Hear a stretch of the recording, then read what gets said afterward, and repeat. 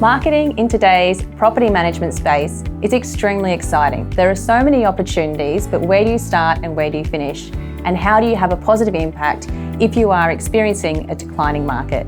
Today, I have with me Wade Hildrew from Ray White Aspley Group, the recent winner of the IRE BDM of the Year, to share with us how he has achieved success in both markets.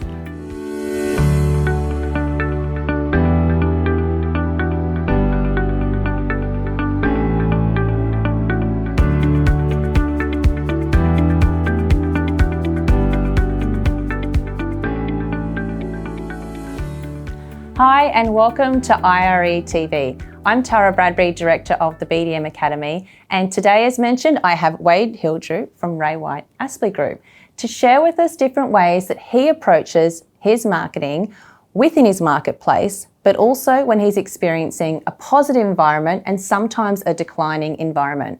Wade, can you share with us what your experience has been over your time in the industry when you've had the impact of a declining market? We've definitely been through quite a few of those declining moments in our rental market in Brisbane. Perfect examples are the GFC, which heavily impacted the rental market. We saw the floods as well have also impacted. I think the important thing in a declining market is to focus on the 3 Ps, price, promotion and presentation. And if you get those 3 areas right, then you'll always be able to locate a tenant. The other thing is communication, always communicating to the client about what the market's doing before they list, during the process and also during the tenancy. When you're talking about communication, that has evolved so much compared to from when you first started as a BDM in the industry to where we are now. Are there different things that you do to keep extra levels of communication with your clients so they feel like they're a part of the process, even if you aren't actually physically picking up the phone and having a conversation with them? 100%. So we have a lot of information available to them through the portal. So we have an owner's portal, so they can access all the reports through the advertising campaigns. So from week 1 to week 10, they can potentially see how the inquiry levels have changed. We also have an automatic process where these are emailed to them on a weekly basis. They're getting reports after each inspection. So having that automated communication is really important, but it has to align with communication one-on-one with the client. So whether that's face-to-face or verbally over the phone, it's important to also have those conversations and explain to them what the tactics are going to be for the week coming. And negative conversations are never easy, are they? Especially if we are seeing a decrease in pricing. Have you found that there have been different conversations that you've had with your property management team as well to assist them if they're talking with current clients? Well, we're a bit unique in the sense of I'm heavily invested in the property management side of our business. So very much involved in conversations around renewals. In fact, I know which tenants have signed their leases and which haven't. So that's really something that I decide on and give my voice as far as what we feel the market's doing, because the education process there is important, because if we don't have a new lease, then we end up with a property on the market. So we need those clients to understand the conditions of the market at that point. Thank you so much, Wade. And as you can see, communication is an extremely important element of the marketing process, making sure that we have clear transparency in how we communicate and the different topics that we discuss with our landlords to ensure that we get the best result possible. Something to have a think about is, how are you approaching that within your business for yourself as an individual, and how is your team approaching that if you are in a different scenario to Wade and you have individual property managers having those conversations with your landlords? Remember, your competitors are going to be out there having very strong professional conversations about the marketing and talking about pricing. So you need to make sure that you're on point, just in case your landlord is actually having 2 conversations with multiple officers.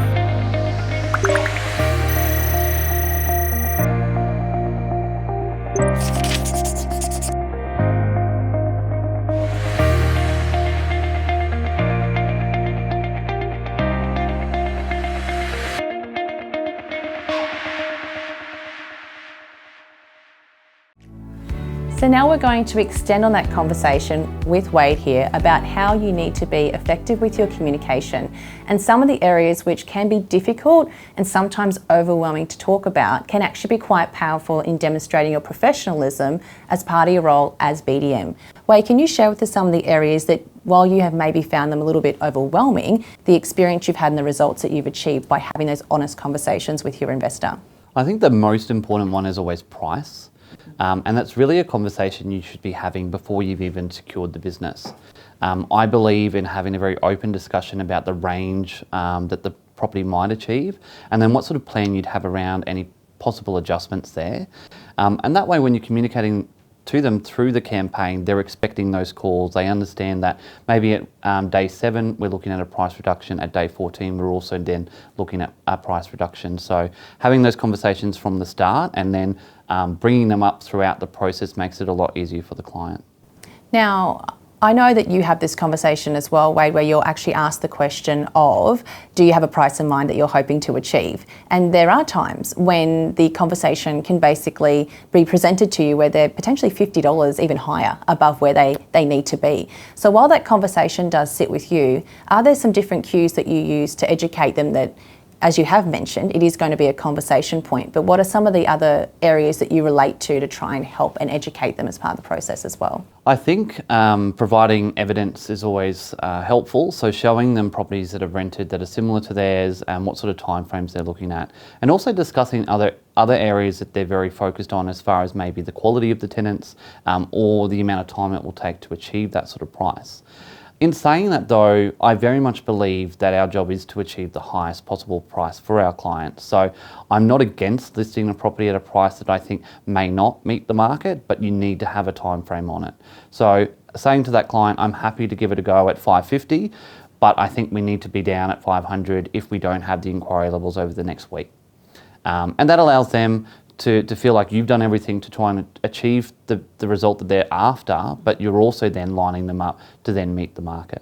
Are there sometimes different things that you'll do with the advertising and marketing to try to help the visual look of the property as well? Will you look at changing different photos around to try and see if that maybe encourages different inquiry? Are there different things that you found that has helped give the property a new position to maybe encourage a new group of people to be having a look through? 100%. I think you need to be keeping an eye on all advertising across the board at all times. And if you look at any other industry, when you talk about advertising, it's something they're gauging. Are we getting the inquiry levels we want?